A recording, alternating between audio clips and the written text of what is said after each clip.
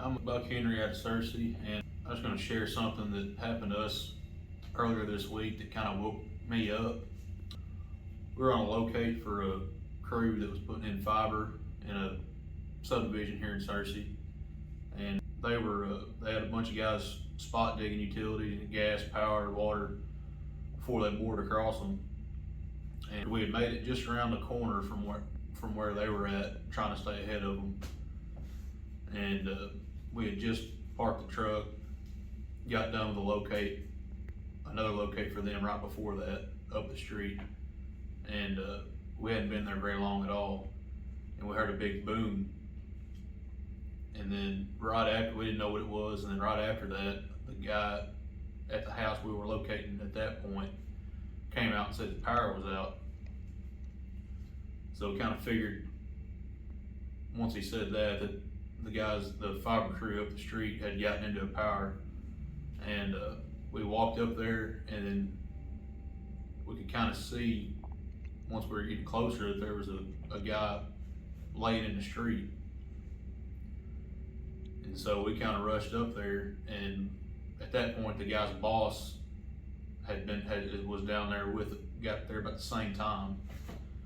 And turns out the guy was hand digging in a hole, spotting utilities, and he had one of those heavy steel rock bars, and he put the point of that rock bar right in a 8,000 volt primary, and he was in a hole probably shoulder deep, and it knocked him completely out of the hole.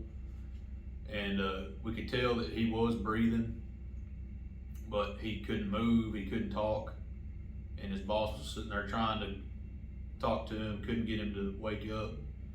So I pulled my phone out and called 911. And luckily I knew right where I was at. We had been on that street all morning, and we had actually just got done locating at that house, so I knew exactly what to tell the guy when he asked where I was at. It wasn't very long at all. Paramedics showed up and started working on him, got him in the back of the ambulance, and took him to the hospital. We were just a few blocks from the hospital, so that worked out good.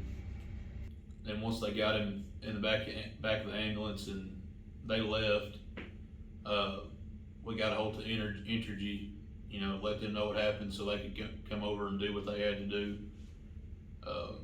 And I called my supervisor, Danny, and just told him the deal, what had happened, just so he knew. And luckily we talked to the guy's boss the next day, and he did end up making it. He's gonna be fine, but he is burnt pretty bad. He's in a lot of pain. And like I said, that just kind of woke me up, because we dig around power all the time. And sometimes when you're getting ready to dig and you see that red power marker in the ground, you don't really think about what could happen if you do get into that. But that definitely woke me up.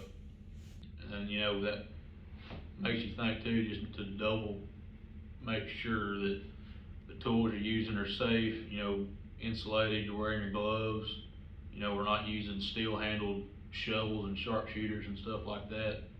And like I said, that just kind of woke me up, and it was a pretty bad deal, but luckily the guy's gonna make it, so.